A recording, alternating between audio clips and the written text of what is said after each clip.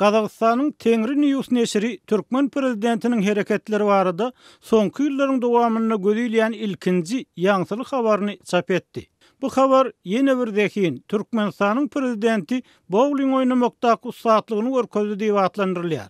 Mundan öň Gazak mediýasy Türkmenistanyň bolýan wakalar hakynda beýle hende material çap etmeýärdi. Türkmenistanyň problemalar godaly özbek jurnalistlarynyň gözüne ildi. Hasanyň Tomusda özbek telewizionyasy Türkmenistanyň adamlaryň çörek we beýleki az karytlar üçin nowaty duruşyny görkezdi. Türkmen häkimetleri özbek mediýasynyň bu batyrgaýlygyna hiç bir reaksiýa bildirmedi. Şondan soň Qırgız mediýasynda hem Türkmenistanyň çörek nowatlary, çörek getirýän maşynyň ýygynyň algaýan adamlary görkezýän video peýda boldy. Bu video Türkmenistanyň Kronikasy neşrine salgylanyp çap edildi. Kazak mediýasynyň ýaňsylan täzeligi prezident Gurbanguly Berdimuhammedowyň 9 dekabrda sport resmiýleriniň işinden nägile bolşy we soňra bowling oýnap sport maşklaryny ýerine ýetirişi bilen bagly. Tengri News neşriniň habaryna şeýle göräýmäge resmi metdugatda aýdylan zatlardan artyk zat aýdylmaýar we habar tekstiniň üstü Türkmen telewizionysynyň video süjetinden alynan suratlar bilen ýetirilýär.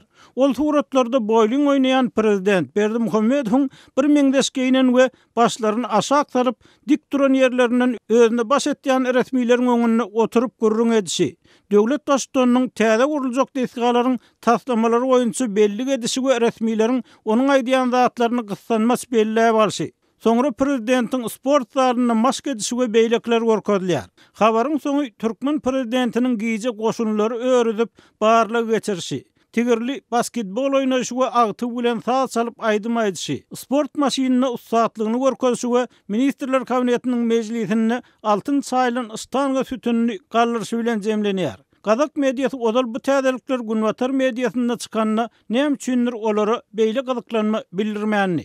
Azatlyk radiosu Kazak medeniýetiniň şol sanyny beýlek goňşularyň birden Türkmenistana nazar aýlamagynyň sebäpleri bilen gyzyklanyp, Merkezi ýurtlar boýunça ekspert Bruce Pannier bilen söhbetdeş boldy. Ol Türkmen temasynyň bir radioň Akpress neşriniň hem gözüni ilendigini belläp, goňşularyň Türkmenistanyň problemlerden hemme kişiden beter habarlylygyny belledi. Turkmenistan can put out all this news and say everything's going great to fool the outside world, but you can't fool your neighbors. Türkmenistan hemme zat ajaýyp diýen manna habarlar çap edip, daşarky dünýäniň gözüne çöp atsada öz goňşularyny arlap bilmez.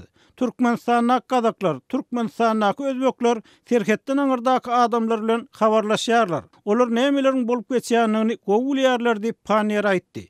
Ekspertiň pikirçe, goňşy ýurtlarda Türkmenistan barada yaramaz habarlaryň berilip başlanmagyny dürli tarapdan seredip bolar.